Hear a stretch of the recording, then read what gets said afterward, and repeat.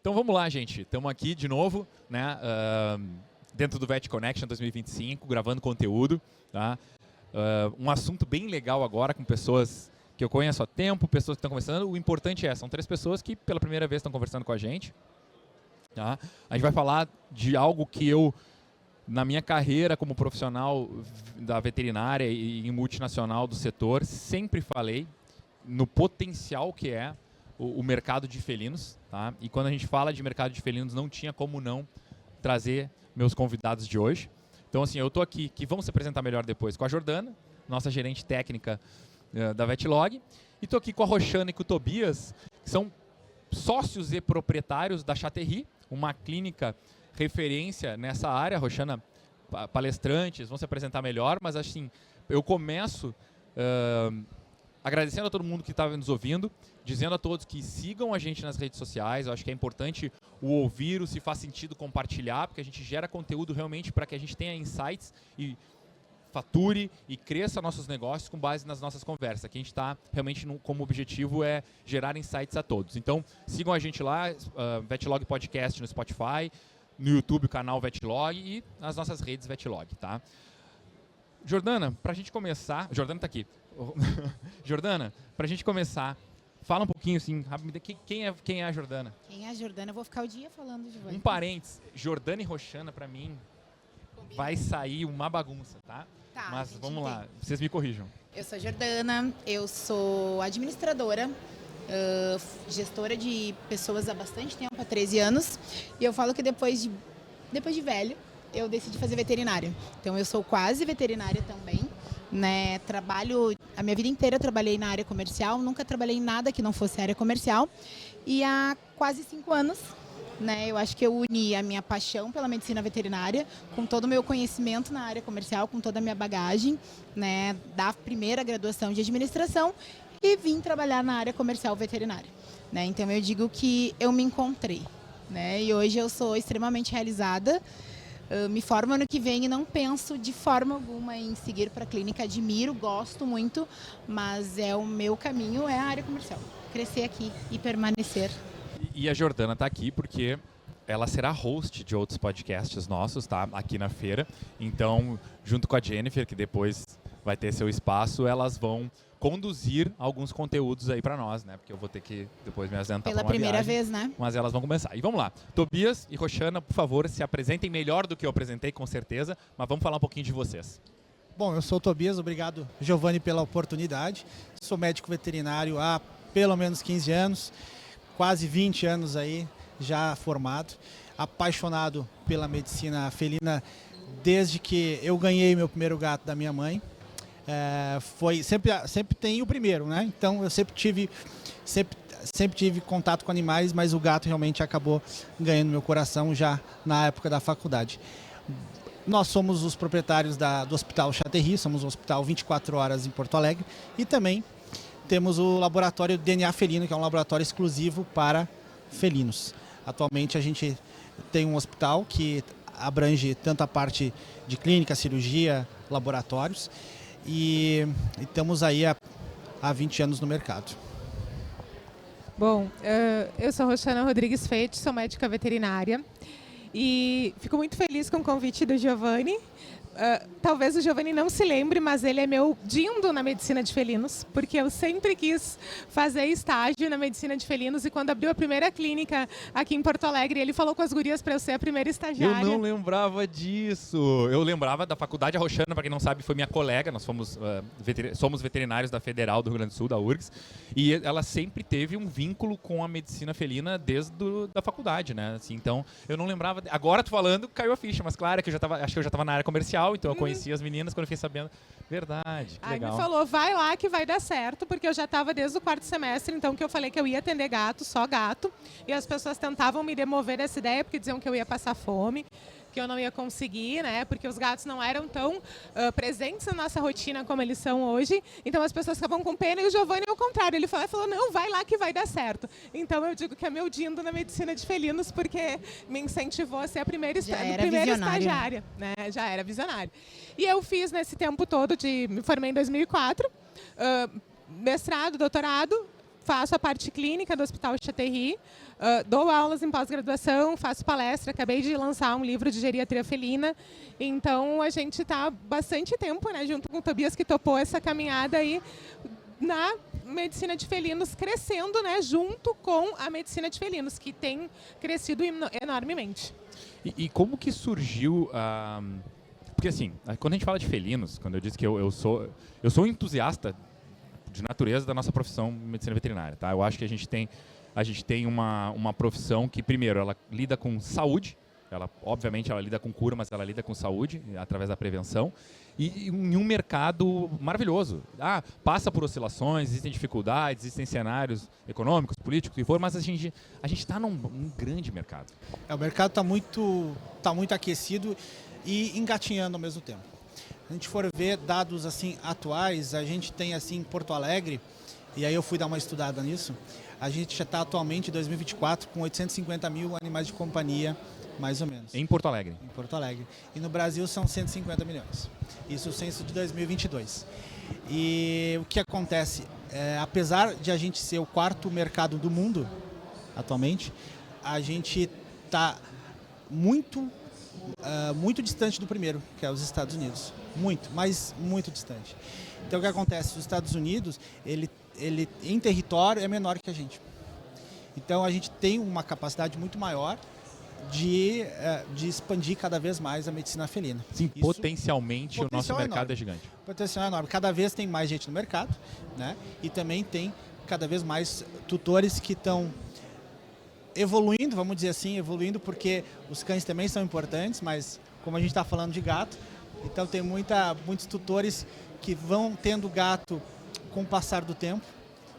Eles têm cães, alguns vão migrando para o gato, é muito comum essa evolução e acaba trazendo cada vez mais a importância para a gente. Porque é muito por conta do momento que a gente vive, evolução da sociedade, que eu estava falando antes, que a gente pega no país de primeiro mundo, a população de felinos já é maior que a de cães, ponto. Se a gente pega o Brasil, a taxa de crescimento é o dobro, a taxa de crescimento da população de felinos é o dobro, a população em si ainda é menor, mas ela cresce a taxas muito maiores. E aí a gente pega a rotina hoje do dia a dia, o volume de trabalho, que hoje a mulher está inserida no mercado de trabalho, coisa que há 60, 70 anos atrás não existia. Então ela ficava em casa, podia dar comida pro cachorro. Hoje em dia tá todo mundo na rua. Então, assim, ter um felino hoje, ter um gato hoje, acaba sendo mais aceitável para nossa, ou quantos forem, mais aceitável para nossa rotina. E junto a isso vem as especializações. E aí a gente entra na Chaterri, que é, sabendo desse mercado, vou construir algo específico para esse público, porque requer o público, aí vocês me corrigem se eu estou errado, mas o tutor, o responsável do gato, ele é diferente do pet convencional, né? Ele tem suas particularidades. Eu acho que ele é 880, né? O que a gente vê no responsável do gato, assim, faz bastante tempo que eu não atendo mais cachorro para fazer esse comparativo tão bem. Mas o que eu vejo no responsável do gato é que ele tem no gato uma extensão da vida dele. Então, assim, a gente tem no nosso dia a dia lá pessoas que deixam de fazer coisas para elas para fazer pelo gato. Sabe? É como se aquele gato tomasse o centro da vida dela. E enquanto responsável por ele, elas querem o melhor para eles, né? A Chaterri, na verdade, as pessoas pensam que a gente planejou. Não, na verdade, a Chaterri surgiu da vontade de atender só gato, exclusivamente num local onde eles não se estressassem. E aí a gente abriu lá em Caxias do Sul, porque o Tobias tinha uma clínica em Nova Petrópolis, E aí a gente ficou Primeiro foi em lá, Caxias. a gente não sabia. queria fazer concorrência para que tinha aqui em Porto Alegre, né? E a gente abriu lá. E a gente ficou um ano lá e por questões de saúde familiar, acabei vindo para Porto Alegre. Falei, vou. Porto Alegre é muito grande, né? O mundo é muito grande, então vamos abrir aqui. Mas não foi nada, assim, hoje eu penso assim, gente, eu não me preparei como profissional, na faculdade não me preparei, muito menos depois, para ser administradora, gestora de pessoas, gestora de recursos, de como comprar melhor e tal. E foi surgindo muito, assim, caseiramente, sabe? Porque era Naturalmente delegato, acontece, né? naturalmente. Foi acontecendo. A gente fala muito sobre isso. Se a gente olha a nossa vida, parece que foi tudo planejado. Se a gente conta uma história linear, a gente pode dizer, não, daí eu pensei em fazer isso e fiz, pensei em fazer aquilo e fiz, estudei tal coisa, tomei tal decisão e hoje estou aqui. Não, na verdade, nada daquilo foi planejado, toda a nossa vida acontece e quando a gente faz bem feito, a gente acaba chegando lá. Mas essa era uma pergunta para fazer para vocês. Como que, vamos lá, 2 veterinários, tu mais focado em cirurgia, né? Tu em clínica Isso. de felinos, Isso. falaram assim, cara, vamos dar um passo e vamos abrir uma clínica. Da onde saiu essa, assim, ó, como é que potencial vocês viram nisso? Como vocês viram e como que foi esse início da caminhada, assim? Eu ia perguntar, vocês já estavam juntos? O Tobias já fazia parte de cirurgia só de felinos? Ou não? Não. Foi depois desse encontro? Não, foi depois. Como a gente vem de formações diferentes, a Roxana vem da Federal de Porto Alegre e eu vim da UBRA, de Canoas. E aí a gente se conheceu num curso de pós-graduação, onde eu estava fazendo um curso de pós-graduação e a Roxana fazia parte da equipe que fazia a organização lá das aulas. E aí a gente se conheceu nesse momento e acabou se conhecendo, ela trabalhando em Esteio, em algumas clínicas, e eu trabalhando em Nova Petrópolis, que eu sou de lá, que eu tinha uma minha clínica que era de cães e gatos. E aí, claro, ela me comentou que gostava muito de gato, que ela queria ter uma clínica só para gatos e tinha medo de cirurgia. Ela dizia, não, cirurgia não é comigo, Jesus, sangue não é comigo. Então, assim, ela tinha muito medo. Eu falei, não, mas é tranquilo, cirurgia é uma delícia de fazer. Então, eu sempre gostei muito dessa parte. E aí, juntou, assim, naturalmente, de maneira orgânica, duas pessoas que, além de olharem para o mesmo caminho, além de traçarem o mesmo caminho, além de estarem alinhadas com o mesmo propósito, na linha afetiva e tanto na linha profissional. Tem os seus desafios, como todas as empresas têm. Ser sócios e ter ideias diferentes é uma coisa que a gente exercita todo dia para achar o melhor caminho. No trabalho e em casa? No trabalho e em casa. Essa logística a gente conseguiu, depois de algum tempo, se manter super bem. Hoje a gente está muito tranquilo assim, em fazer essas duas coisas e a gente está muito feliz com que as coisas estão acontecendo.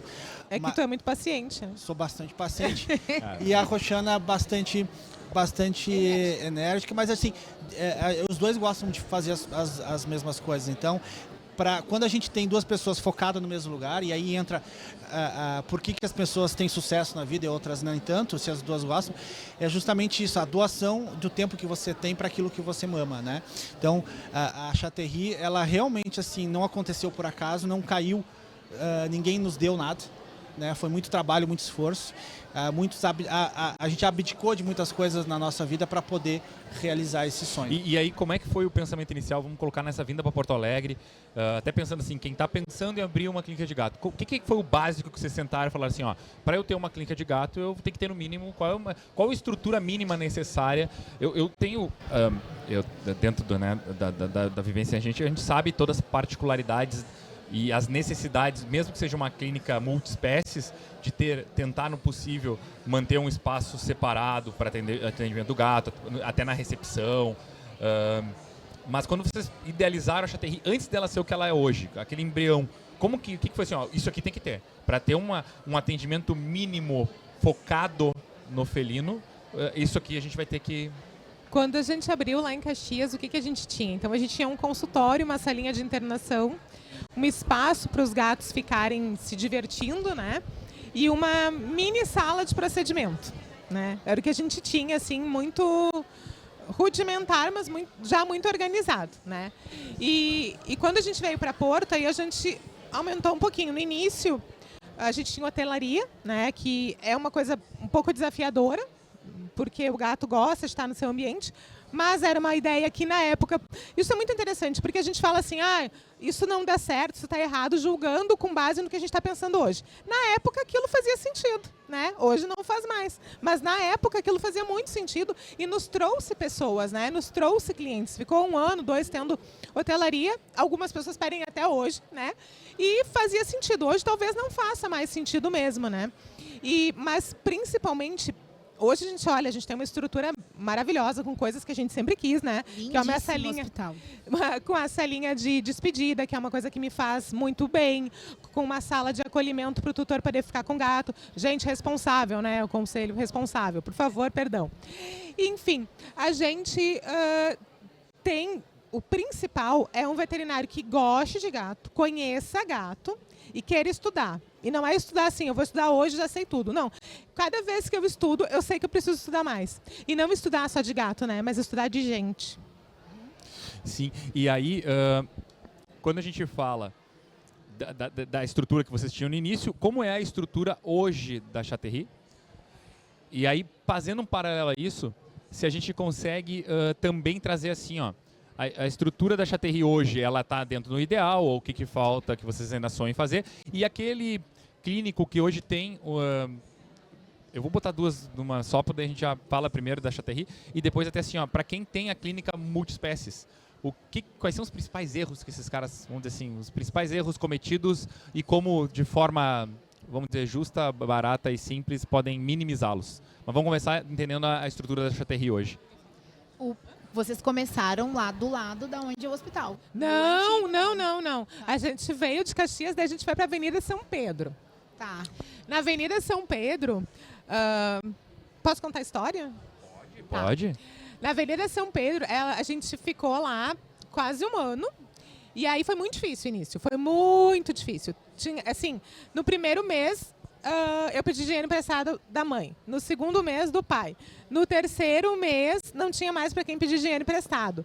Aí, porque era bem pouco movimento, gente. Eu atendia sozinha, eu fazia tudo. Eu era secretária, recepcionista. Uma vez eu fui atender e a cliente teve que ficar... Eu fui fazer uma transfusão, porque o Tobias estava lá em Nova. Eu tive que pedir para a tutora ficar de recepcionista e eu fazer a transfusão no gato dela. Né? Imagina... Tenso. E aí eu anestesiando e falando, não façam isso hoje, crianças, por favor. Mas eu estava fazendo isso na época, né? Anestesiando e coletando sangue sozinha. Enfim, mas aí lá na Chaterie era muito difícil porque o aluguel era muito caro. Uma vez a gente estava assim, desesperada, pensando, né? Vai dar certo ou não vai dar certo? Realmente ainda pensando naquele momento. E aí a gente teve 3 cesarianas de gata, que é uma coisa bem rara. E deu o valor exatamente o cheque, que ainda se usava cheque, do valor do aluguel. Então eu entendi que Deus estava dizendo que era pra gente seguir. Era um sinal. Era um sinal que era pra gente seguir. E daí a gente ficou lá 1 ano na Avenida São Pedro. Depois que a gente foi pra casinha ali da General Neto, que a gente ficou 15 anos. Exatamente.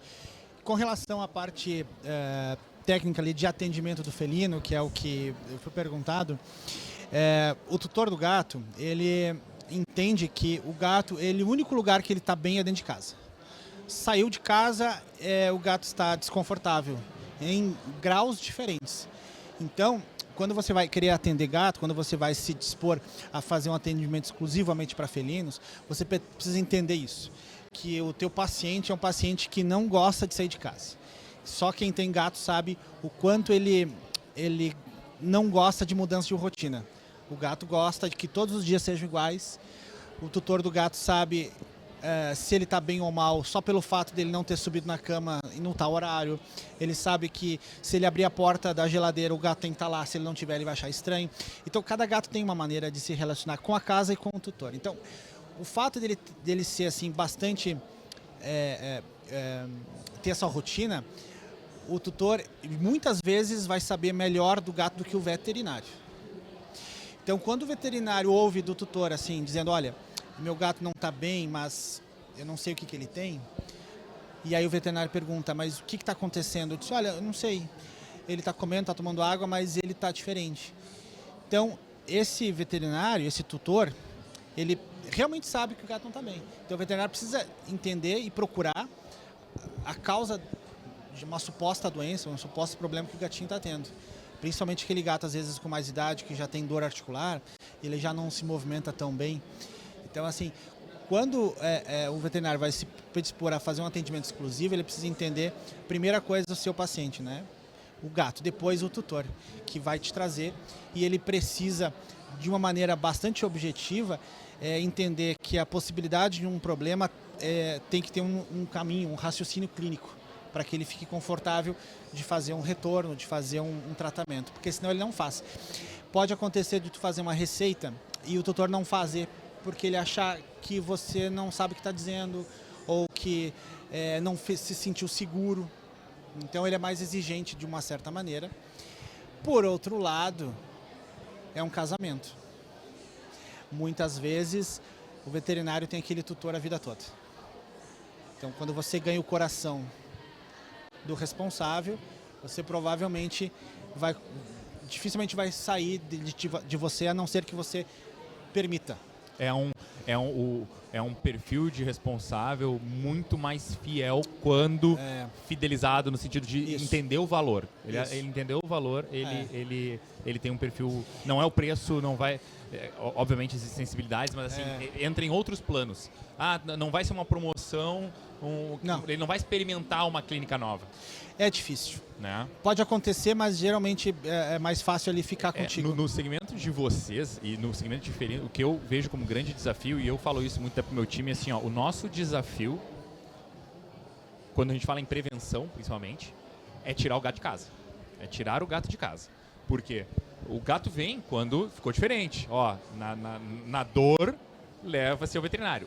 Agora, quando a gente fala de prevenção, eu acho que é bem isso. O trauma do tirar de casa é tão grande que eles não tem nada, deixa ele em casa. E a gente acaba não conseguindo acessar esse gato para trabalhar prevenção e não cura ou algum atendimento por conta dessa dificuldade. E diz que eu li uma pesquisa uma vez que 80% dos responsáveis de gatos não levam para a rotina de prevenção ou check-up por trauma de colocá-los na caixa de transporte. Sim, porque o gato fica chateado com eles, né? Eles entendem aquilo como ele está traindo o gato, está deixando chateado. E eu acho que somado a isso também a própria personalidade do gato de esconder muito, né? Como ele é preso e predador na natureza, ele esconde muito. Então é muito fácil do tutor achar que ele, apesar de ser muito observador, de que ele está bem. Principalmente nessas nuances iniciais, assim, né? Porque... Não, tá tudo bem, ele tá comendo. E aí tem aquelas patologias, como o hipertireoidismo, que o gato continua comendo, que ele só vai quando estiver muito mal, né? E também por medo de saber e conhecer a doença. Porque se eu sei que tá doente, ele tá doente. É que nem eu não vou no médico e eu não tenho nada. Se eu não investigo, eu não sei. Eu não sei. Claro. Tá, e assim... como que vocês trabalham esse cliente, eu vou falar, esse paciente gato? Como que é vocês... A gente está falando aqui, existe essa resistência em trazer, em levar na clínica, existe essa resistência em falar de prevenção. Uma coisa é aquele responsável que tem acesso à informação, sabe da importância, mas a gente tem empresa, vocês têm que crescer. Como que é a comunicação de vocês? Quais são as estratégias que vocês usam para atingir, ou como é feito essa construção de convencimento, vamos assim colocar, da importância do levar o... Falar sobre a medicina preventiva, né? Abordar isso muitas vezes com um responsável, né? E convencer ele. A gente tem hoje em dia a facilidade para algumas situações, que é o atendimento a domicílio. Então isso pode ajudar bastante o fato de você atender o gatinho que fica melhor em casa do que no hospital. E isso é uma coisa bastante pontual. Tenho aqueles pacientes que são muito bonzinhos em casa e no hospital, na clínica, são difíceis de manipular, mas a grande maioria dos gatos são gatos mais submissos dentro de um lugar diferente. Então, o hospital, a clínica, de uma maneira geral, se a gente for fazer uma associação, ele é mais fácil manipular esse gato do que em casa.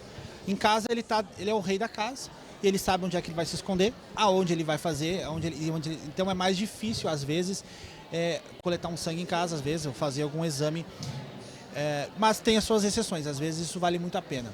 Então esse paciente que precisa receber um atendimento com continuação, mensal, bimensal, tem que avaliar quanto é vantagem esse atendimento em casa. E tem muita gente que faz isso, faz ultrassom em casa, faço coleta de sangue em casa, raio-x também já pode se fazer em casa.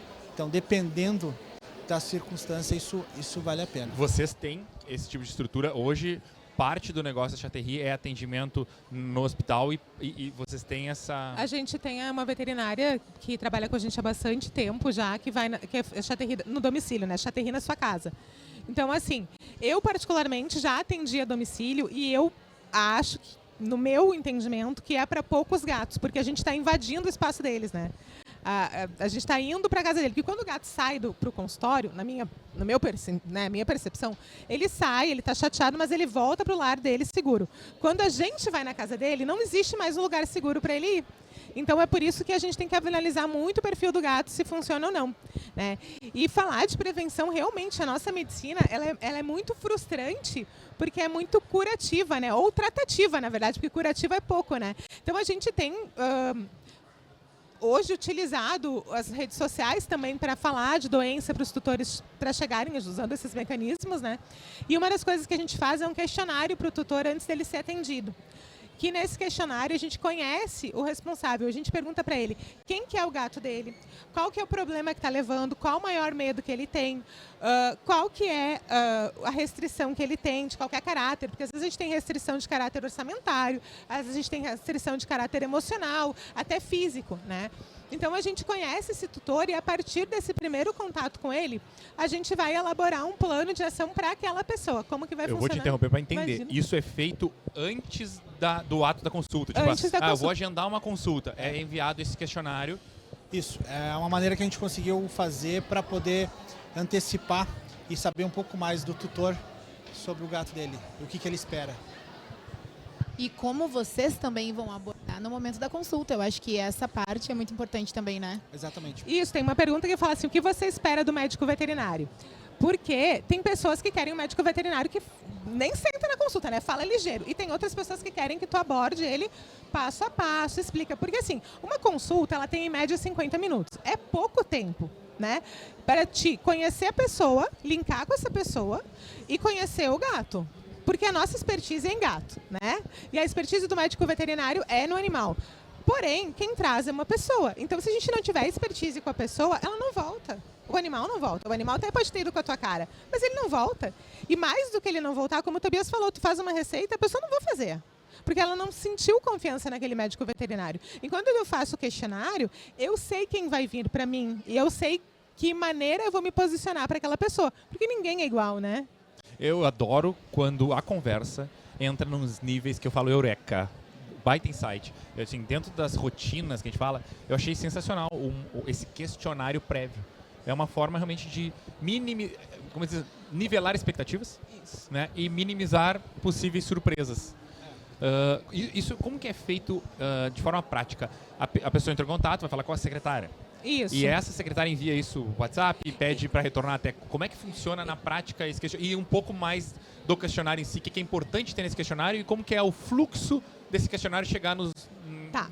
O questionário começou com 20 perguntas. Aí eu achei que era muita coisa. Porque assim, eu fiz uma pós-graduação em tanatologia, né? Para entender sobre luto e morte.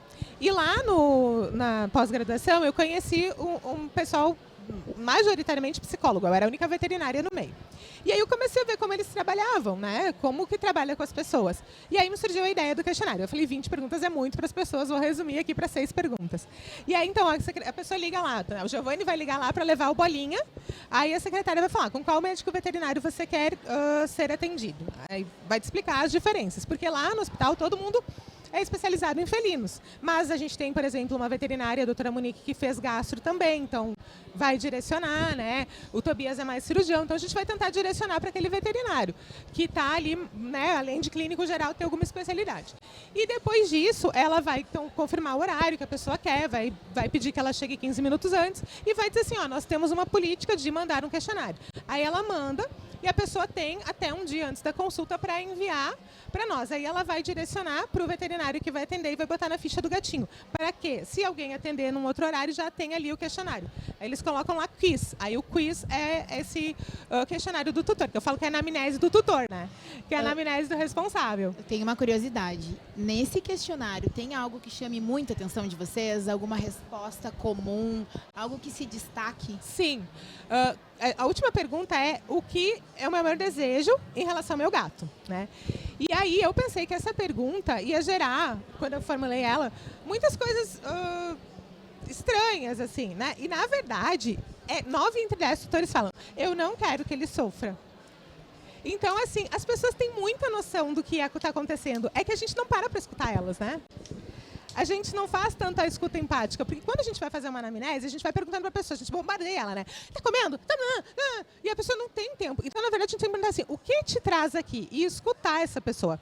E isso eu vejo que o Tobias faz muito naturalmente, sabe? Eu precisei aprender a fazer isso, porque eu sou muito, assim, atropelando as pessoas, vou cortando elas, né? E ele já fazia isso muito naturalmente, que é sentar ali e simplesmente escutar o que a pessoa tem para te dizer, né? Achei sensacional. E às vezes é o que elas precisam, né? E eu acho que é a partir do escutar que tu consegue entender um fator que não tinha aparecido ou até mesmo entender o porquê de algumas situações ali com aquele animal, né? São as entrelinhas, né? O tutor, ele mudou muito, né? O tutor de 20 anos atrás não é o mesmo. Então, assim, a evolução da medicina humana e medicina veterinária, elas caminham parelha, guardadas as suas proporções.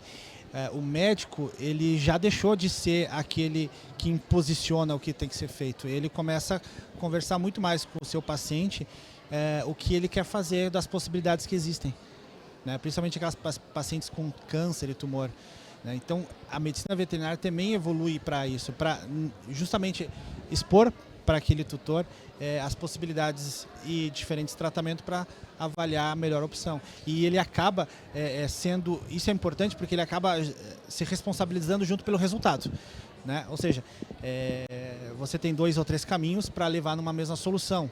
E às vezes leva e às vezes não. Então, junto com o tutor, a gente consegue avaliar... Cada um tem uma maneira diferente de ver aquilo. Isso há 20 anos atrás era diferente. Você dizia uma coisa e a pessoa fazia, porque existia daqui a pouco uma hierarquia, digamos assim, de obediência, né? Então hoje em dia não tem mais isso. As pessoas se colocam no lugar do tutor, os veterinários se colocam no lugar do tutor, do responsável, para juntos acharem uma melhor maneira de resolver um problema. E cada vez isso é mais importante no bom atendimento do felino. Legal. E essas 6 perguntas, elas entram obviamente na ficha e permanecem lá. Tem como falar quais são as 6? Tem. Quem é o meu gato? Desde quando ele está doente, né? Quando eu falo quem é o meu gato, eu pergunto ali características físicas e psicológicas desse gato, tá? Desde que ele é mais cestroso, ele se dá com o irmãozinho, ele não se dá com o irmãozinho. Desde quando ele está doente, e que daí é uma coisa que me frustra muito, porque desde quando ele está doente é muito mais doença do que check-up, né? Ele veio para um check-up, eu pelo menos atendo muito pouco check-up, né? Talvez por já estar muito tempo no mercado, ser geriatra também, né? Então eu atendo muita doença, né? E muito combo de doença, né? E depois, o que eu espero do atendimento médico veterinário, que para mim é a pergunta mais importante, né? Para mim, Roxana, não, né? Como pessoa, é o que mais vai me fazer entender quem é aquela pessoa, porque ali ela já vai me contar traumas que ele tem.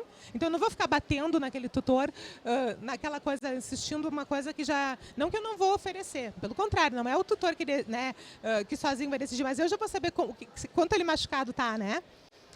Depois a gente pergunta o que eu espero do médico veterinário, o que eu desejo para o meu gato e se ele tem alguma restrição de cunho financeiro, emocional ou físico para a realização de algum procedimento e, por favor, citar. Super interessante, muito bem colocado. E dentro dessa, tu até colocou que vocês acabam atendendo muito mais o curativo do que o preventivo. O que vocês enxergam não vou colocar tendência, mas alguma mudança, alguma conscientização maior ou não, segue sendo assim, em termos de... Vocês têm algum tipo de indicador que vocês usam na clínica de vocês, percentuais? Como que vocês fazem essa gestão do negócio de vocês? Bom, assim, a gente tem os clientes, muitos dos nossos clientes são clientes há muito tempo, como eu te comentei antes. A gente tem bastante clientes que a gente conhece, inclusive coisas pessoais deles. A gente fala com o tutor e pergunta como é que foi o final de semana. Então, existe uma intimidade muito grande. Então, existe também uma mudança no mundo da medicina que vem um pouco a parte dessas do cuidado mais anual, que são justamente o aparecimento dos planos de saúde. Tem bastante planos agora acontecendo em Porto Alegre, do Brasil, e eles começam a fazer como rotina assim, atendimento e vários exames juntos, de maneira preventiva ou então de maneira investigativa. Então isso facilita uma ideia de o tutor conseguir entender que anualmente ele precisa, além de fazer a vacina, que anualmente você recebe ali, você vê que existe a necessidade de fazer, mas também a partir de uma idade onde o gato é idoso a partir dos 8, 9 anos, ele começa a ter a necessidade de fazer exame de imagem, ultrassom, exame de sangue, além do exame de vacina. Então, os sistemas que gerenciam as clínicas veterinárias, existem vários, eles estão todos adaptados a isso. A você acompanhar aquele paciente durante o período de vida dele para que você consiga manter o contato anual e fazendo esse check-up. O que tu trouxe como tendência, eu tenho um posicionamento sobre isso, que é a questão do plano de saúde. Acho assim, uma coisa é a estratégia de negócio, como eu vou atender, como eu vou ser remunerado, como eu vou usar isso como um funil de captação. Outra coisa, que é algo que aí sim, eu concordo contigo, coloco como tendência, os planos de saúde, sejam eles 100% nascidos e criados dentro do segmento veterinário, ou muitos planos de pessoas que hoje estão estendendo para o pet, eles estão fazendo algo muito favorável, que é levar o animal para a clínica. Eles estão fazendo, entre aspas, divulgando o nosso mercado. Porque tem gente que não levava. E hoje ele recebe uma proposta de um plano de saúde, vou começar a levar. Exato, vou levar. Então isso o plano de saúde está fazendo para nós. Exato, até seguro de carro está tendo cobertura pet. Cobertura, e a pessoa acaba utilizando. Se não tivesse, não usaria. Rô, a gente falando de medicina preventiva, e tu trouxe que você atende pouco check-up, né? Acho que até pelo tempo que você está no mercado e acaba chegando para ti realmente doenças, e eu acredito que são aquelas que muita gente tentou resolver e chegam para ti. Mas e na clínica? Você tem os veterinários que atendem mais, ou tu acha que ainda não chegamos nesse ponto? Uma coisa que acontece muito quando as meninas, né, e o Léo atendem, é que normalmente eles trazem... mesmo que eles venham para atender um paciente que seria para cura, como eles veem o atendimento, eles acabam trazendo outros para check-up. Então eu vejo que isso é muito recorrente com os vets, como eles têm mais tempo também, estão mais disponíveis ali, eles trazem aquele para curar e aí começam, mas tem isso e tal, e aí eles fazem uma ideia de check-up para o outro. Então é muito comum, eu vejo muitas meninas atenderem assim. Elas atendem o primeiro gato de incêndio, né, para apagar incêndio. Sim. E os outros gatos de prevenção, porque aquele primeiro ficou doente. Porque o tutor nunca tem um só, né? Isso eu viro um insight vira outro insight para a rotina, né? Para ter como processo, saber se tem mais felinos, mais gatos em casa e não quer aproveitar e trazer os demais, mas acaba sendo um contato de convencimento, ou um momento de conseguir sensibilizar para, né, traz um que está com problema, mas aborda os demais. E até porque daí viu que não é tão ruim, não foi horrível, o gato foi bem atendido. Então, começa também a se preocupar se esse aqui que eu tô achando que tá bem, tá com tudo isso, como é que tá o fulaninho que é mais velho em casa, né? Então, começa a criar. Mas eu acho que nós, como médicos veterinários, temos uma longa caminhada. Eu acho que não é muito da nossa cultura, acho que até de saúde do país, assim, a prevenção. E eu tive semana passada no Senior Summit, né? E fiquei um pouco até, assim, triste, né? Porque um congresso maravilhoso, super bem posicionado, tinha poucos veterinários. Eu vejo que a gente tem um etarismo muito grande, né? Que quando o animal e as pessoas são idosas, eles ficam mais escondidos, né? se dá muita atenção para o jovem, se dá muito holofote para o jovem, mas o idoso fica mais escondido. E para nós, médicos veterinários, o idoso precisa mais dessa atenção. A prevenção e a rotina do idoso. é no idoso. Né? A rotina de acompanhamento mais intensa, porque ela deve ser feita anualmente, em todos. Agora, ela tem que ser intensificada no idoso. A diretriz fala que acima dos 10 anos os gatos devem ir 2 vezes no ano e acima dos 14 anos a cada 4 meses. Se não houver comorbidade, ou seja, se não houver doença. Gato saudável. Um gato saudável. Um idoso saudável, né? Que interessante isso também. Isso não acontece nem perto. Olha, Geralmente, se o tutor tem um problema, sabe, senão ele deixa em casa.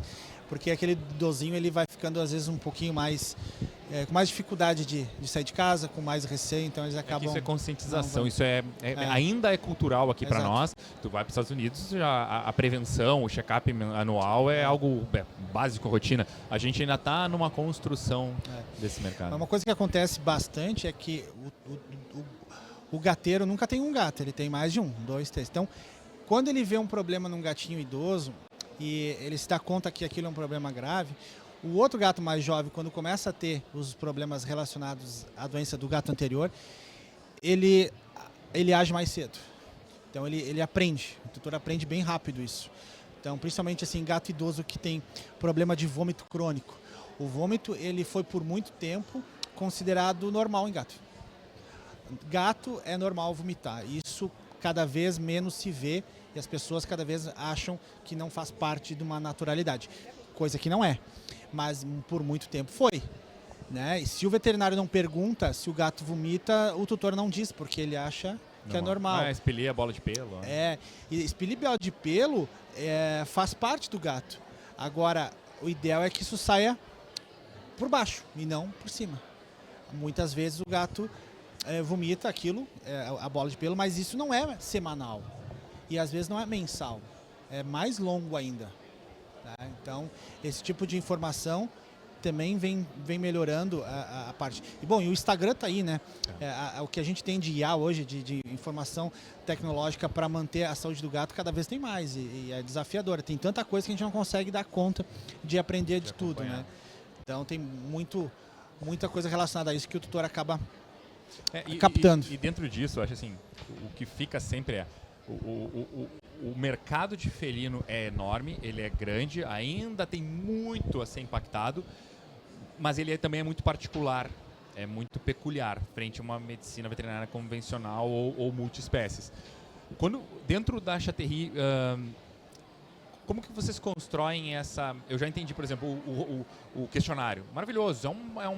É uma forma de que vocês estão construindo essa experiência do responsável. Quando a gente fala de recepção, de ambulatório, de consultório, eu sei que tu tem uma sala de luto, tu é a segunda pessoa que dentro do meu universo, que eu sei que leva isso muito a sério, assim, do meu rotina. Uma vez, eu estava... Na época que eu trabalhava em multinacional, tinha um veterinário que eu fui visitar, interiorzão de São Paulo, filho de 2 médicos, construiu um hospital veterinário exemplar e ele tinha uma área, que eu sei que isso aqui era uma área de luto. Porque a hora que vai dar notícia ruim, às vezes a pessoa está com família. Então, tendo espaço dentro da sua estrutura, ele zelou por ter um espaço onde ele colocou lá um sofá confortável, a família pode ficar lá dentro, né, tem seu momento e depois sair. Eu sei que vocês levam isso muito a sério também. Antes da gente falar do luto, vamos falar dessa experiência, porque eu acho assim, como dentro da construção da Chatterri ou do negócio de vocês, além do questionário que é um diferencial, a sala, como vocês construíram esse impacto, construíram essa experiência do responsável do felino? Bom, a experiência ela tem que ser toda, né? Desde quando ele entra para a recepção até a pessoa que limpa o gato dele. Então, assim, que a gente fala do conceito amigável do gato, né? Manejo amigável do gato. A gente tem um conceito manejo amigável do gato, mas também manejo amigável das pessoas. Então, todos lá na Chatterri, isso é uma coisa muito bonitinha da gente ver, assim, todos se preocupam com o bem-estar do responsável junto. Então, assim, é um treinamento constante da equipe. E é legal de ver que um vai entrando e vai passando aquele conceito para o outro. A gente vai levar um chá para o tutor, a gente vai trazer um lenço para ele. Agora a gente tem, quando falece, além da gente mandar a flor que a gente já mandava, a gente tem uma cartilha que elas fazem, e foi muito bonito, porque começou pelas estagiárias mesmo, com a cópia do focinho, o pelinho, o bigodinho e a patinha do gato, que se entrega num momento a posteriori para o responsável. E isso é cultuado por todo mundo na equipe. Então, assim, a gente faz treinamentos, toda semana tem treinamento. A gente tem um VET responsável, beijo, Léo, que está sempre falando com as empresas para ir gente lá, para aprender de medicamento, para aprender de coisa, para chamando outros profissionais para falar. E a gente está sempre treinando a equipe para que todo mundo tenha o mesmo espírito, porque a semente fomos nós, mas nós precisamos que outros germinem, né, dentro do nosso negócio. Todo mundo participa, Giovanni, o estagiário, tem que ter. o veterinário. Todo mundo. Uma vez por semana vocês dedicam um espaço de tempo. As empresas elas nos pedem também algum horáriozinho ali para poder expor os produtos e conversar um pouquinho sobre isso. Achei sensacional essa da cartinha póstuma. Eu te mando uma depois. A gente pergunta se o tutor quer, né? Porque a gente vai cortar o bigodinho do gato, vai entregar ele colado num papelzinho, pega o carimbo, sabe o carimbo? Faz um carimbo da patinha. Da patinha e do focinho também é feito para ele poder levar como uma lembrança, né? Enfim. E muitas vezes, quando eu fiz o doutorado, eu fiz correlacionando o que eu via na clínica, né, o atendimento com aquele gato, e depois a necropsia dele, né? Então eu precisava pedir o corpo de doação para os tutores, que foi uma coisa bem desafiadora. Então aqueles que doam o corpo para a gente, que a gente continua com a parceria lá com a URGS, né, a gente dá uma carta de coragem, né, que ele se desprendeu do corpo no ato de amor para que outros pudessem aprender. Porque a gente continua aprendendo, né? Sempre continua vendo ali. Muitas vezes não chegou um diagnóstico que a gente gostaria, né, um desfecho que a gente gostaria, mas aquele paciente pode ajudar outros, então continua ajudando a pesquisa. E como que é, então, a condução desse momento? Porque aquilo não é sempre se ganha, todos têm fim, né, nós e nossos pets. Como isso foi construído? Como se chegou nessa necessidade? E como é conduzida esse momento lá? Bom, começou de quase eu desistindo de ser veterinária. Porque nos primeiros 6 meses de formada, eu passava muito mal de dar a notícia para o tutor. E eu ficava rezando para Deus levar 2 anos da minha vida e o animal morrer na casa dele. Então eu comecei a sofrer muito, falei, eu não sei o que fazer, tá muito ruim, eu não quero mais isso. E aí, antes que eu pudesse desistir, eu vi uma palestra que a pessoa falou assim, nascer, crescer, reproduzir, se for de interesse ou da espécie, e morrer são fisiológicos. Aí eu parei, nossa, é fisiológico mesmo, né? Morrer todo mundo vai, né? E aí ele falou assim, a dor e o sofrimento é que não são fisiológicos. Eu pensei, nossa, caraca, é isso? E aí, a partir daquele momento, eu falei assim, eu não sei lidar com a dor. Mas eu não sabia lidar com a dor não do animal, porque do animal a gente foi treinado junto, né, Giovanni? A gente foi bem treinado. Mas eu não sabia lidar com a dor daquela pessoa que estava vindo. Então, naquele momento, eu me dediquei a estudar comunicação. Na época não tinha nada para veterinária, então eu fui estudar na medicina, fazer curso ali no Clínicas, né, de comunicação, que a gente chamava, hoje em dia mudou um pouco, mas chamava comunicação da má notícia, para aprender. E aí eu fui estudando, fiz curso de paliativismo, né, fiz pós em paliativismo, e cada vez, né, trazia para a equipe, ó, tive aula disso, vamos lá, senta todo mundo, vamos escutar, né, eu vi isso e tal, e aí quando o meu pai adoeceu, eu acabei indo estudar tanatologia, que aí foi quando eu vi realmente o quanto era importante. E assim, a gente tenta, para o tutor, não simplesmente morre, né? Se tem uma doença crônica. Claro que pode ter a morte, assim, mas a morte é uma construção. O processo de morrer, ele não começa na hora que morre, a não ser na morte súbita, no atropelamento, mas ele começa. Então a gente já começa a mostrar que as coisas, às vezes, estão dependendo mais de um milagre do que realmente já foi feito tudo pela medicina tradicional. A gente já está com o cuidado paliativo desde que começa a doença crônica, né? Um cuidado para essa família, para que a morte seja uma etapa, né? E um dia bonito de se viver. E aí acaba tendo um espaço dedicado a isso. Bom, eu não sei como é que a gente já está estourando nosso horário até para vocês, mas antes de agradecer, pensando, a gente fala do Cat Friendly Practices, né? São essas boas práticas do felino, mas para aquele público veterinário que tem a clínica multidisciplinar, o que vocês acham ou dariam de dicas práticas para ser feito para tentar criar um mínimo bem-estar? Vamos dizer assim, dentro de um negócio veterinário, a grande maioria tem o atendimento multiespécies. Mas a gente pode pensar em coisas simples para ter um atendimento que aquele responsável se sinta confortável, aquele gato se sinta confortável em estar no ambiente onde circulam cães também. O que seriam, assim, as dicas práticas para... O principal para o gato, ele, dos 5 sentidos que o gato tem, o importante é o odor. Então, assim, na medida do possível, a gente precisa separar as espécies. O ideal é que você tenha um ambiente separado, recepção separada uma da outra. Esse Não seria, só o consultório, né? não A só o recepção consultório. também. Porque, assim, o gato que vai para consulta, quando ele volta para casa, ele volta com um cheiro diferente, né? O gato que já está em casa, ele vê o irmão e ele diz, tu voltou? Aí o irmão mia, ele diz, é meu irmão. Aí quando ele vai cheirar, ele diz assim, não é ele. E dá uns bofetadas. Então, o senso de olfato, ele é superior aos outros. Tanto que o gato, vendo o outro irmão cheirando, ouvindo, ele diz que não é dele. Então, assim, para o gato, essa parte é muito importante. Então, se a gente for elencar assim, a importância, além de ter um espaço separado, é minimizar o melhor possível, tanto o visual quanto o nasal. Sim, que é o que a gente acaba vendo, Oral. muita gente já hoje em dia tendo espaço, separando um consultório exclusivamente para atendimento, né? Mas tem aquela coisa de colocar o gato numa caixa numa altura mais alta, que às vezes assim, na recepção bota o gato no chão, tem um cachorro do lado ali. O ideal é separar, e claro, tem todas as regras assim que você consegue facilmente pegar da Associação Americana, Europeia, que elencam as classificações de uma clínica amigável do gato. Tem várias situações importantes, mas a principal é essa, assim, você precisa de ambientes separados. Tem que dar uma atenção, principalmente. Eu percebo muito aí, a gente faz muitas visitas a diversas clínicas em várias cidades, que mudou muito, né? Eu lembro que quando eu comecei na área comercial veterinária, nem se falava ainda quase sobre separar o ambiente.